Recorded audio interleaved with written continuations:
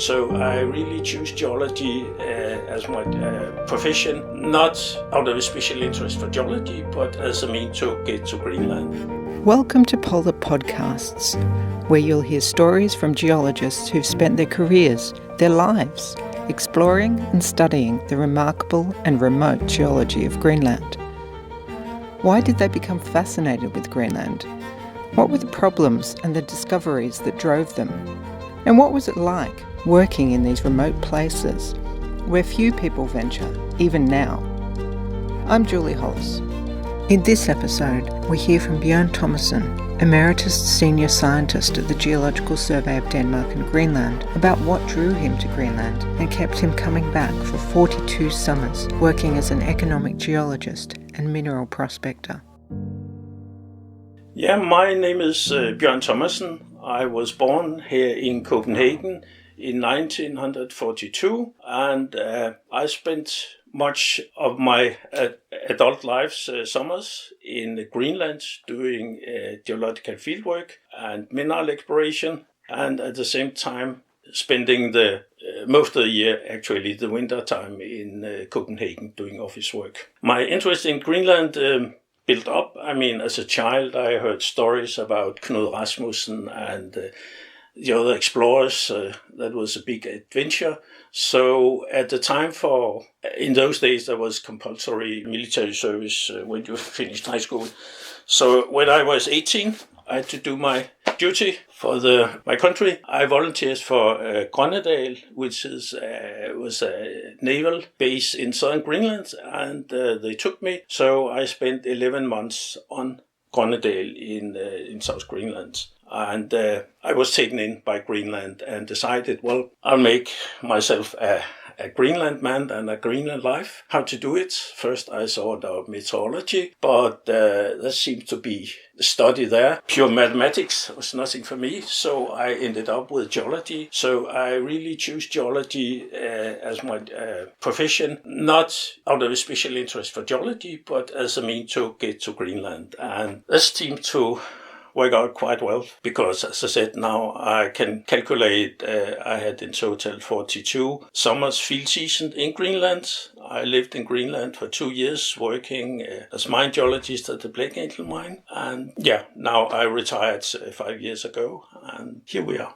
So after my military career, which I was really working hard, being a waiter at the officers' mess, standing there in my neat white uniform, and when the officers they put up 3 fingers in the air, I clicked my heels and brought them immediately 3 bottles of beers. That was a happy life in the naval station Grønnedal. So I started to study geology, and my first 2 field seasons in Greenland, 64 and 67, I worked as a student helper or assistant with the Geological Survey of Greenland, and that was in southwest Greenland, and especially the second field season around Permute Frederikshavn.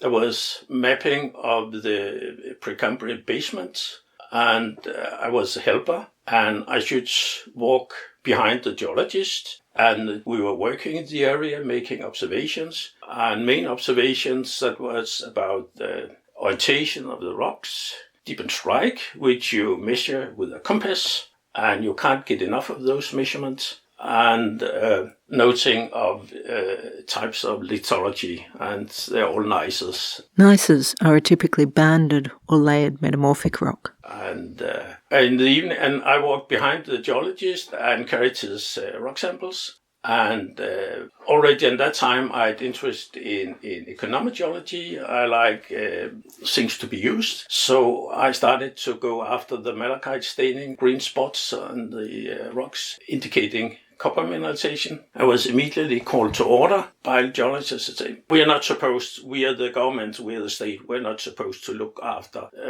economic minerals. We leave that to industry. Here at our survey, we do science. So every night in the tent, we were working from a 2-person tent camp, a common sleeping tent and a kitchen tent. So in the evenings, we were sitting in the kitchen tent. I did the cooking, and the geologist, he was plotting up all his measurement, strike and dips on a diagram, and by rotating the diagram, he could find the fold axis. Plotting measurements on a wolf net or stereonet diagram like this is how geologists figure out the orientations of folds and other three-dimensional structures in rocks. And the fold axis, that was a big thing, the main thing. And the whole idea with that sort of mapping is to build up, all sort of mapping is, of course, to build up a chronology. That means distinguish the oldest rock from the youngest rock, and so to speak, build a story.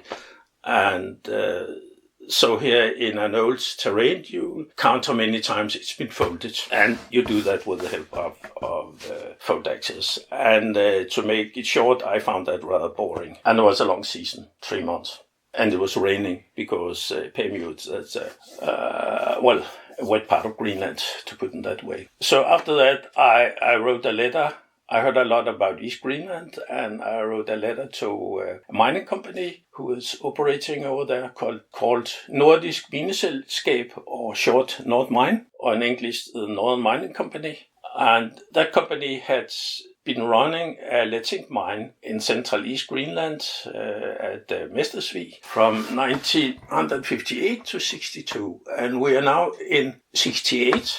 They offered me a job doing prospecting in that area, and I was very happy about it. Then what happened, I was run down by a car in southern Norway just before the field season, broke my ankle in 4 parts, and it was very sad. I thought now that was the end of my career as a field geologist. But they did a very good job here in Copenhagen. So the next year, I went with that mining company to Central East Greenland, and that was quite another story. We were operating out of Mestersvig. We had 1 helicopter and about 5, 6, 7 field teams of 2 persons, and working out of field camps being shifted by the helicopter every week or thereabouts. All the other persons, they were Austrian mining engineers, because the exploration manager, Erik Hinsteiner, very dynamic and charming and gifted young mining engineer who had worked at the lead mine. He hired the whole staff back at his university at Leoben, Montanistische Hochschule in Leoben, Austria. And they were happy guys, and they were singing and shouting in the mountains, and never heard about the wolf net, and I don't doubt that they knew what a fold axis was, at least not how to construct them. So we did prospecting. The first job was we were a team of 4, using 3 weeks to dig a trench through a black shale enriched in copper, lead and zinc of the contemporaneous and at the same time as the famous German Kupferschiefer. The Kupferschiefer, which is German for copper shale, are sedimentary rocks that extend over a vast area of Central Europe, which have been an important source of especially copper since the Middle Ages in Europe. The occurrences are now in Poland. Anyway, we have found similar rocks and with similar mineralization in East Greenland. Problem was at the sequence, about 20 meters thick, it was situated at top of a steep mountain. And that sort of rock it's very soft. That means it weathers. And when you sample, you always need whatever type of geology you doing, either it's science or economic geology, you want fresh rocks. And that black shale was covered about a meter of rotten rocks, that mean weathered rock, where, by weathering processes, some of the metals are removed and you don't get a true impression of the metal contents of the rock. So you had to remove that. We did that in the trench by drilling, a handheld drilling called a cobra, and drilling holes and putting dynamite in and whip, bang. And then we had to dig out the loose rocks. And finally, we had a very neat exposure, 1 meter down, very steep, and we took by hand channel samples through the whole sequence. That means with hammer and chisel, we excavated a 5 by 5 centimeter thick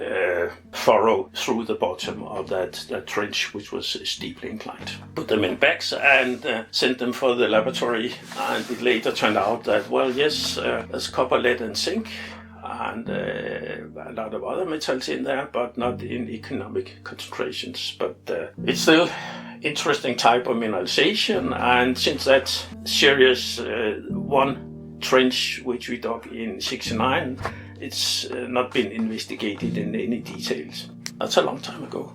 That's 50 years ago. I'm still alive. I'm Julie Hollis, and you've been listening to Polar Podcasts.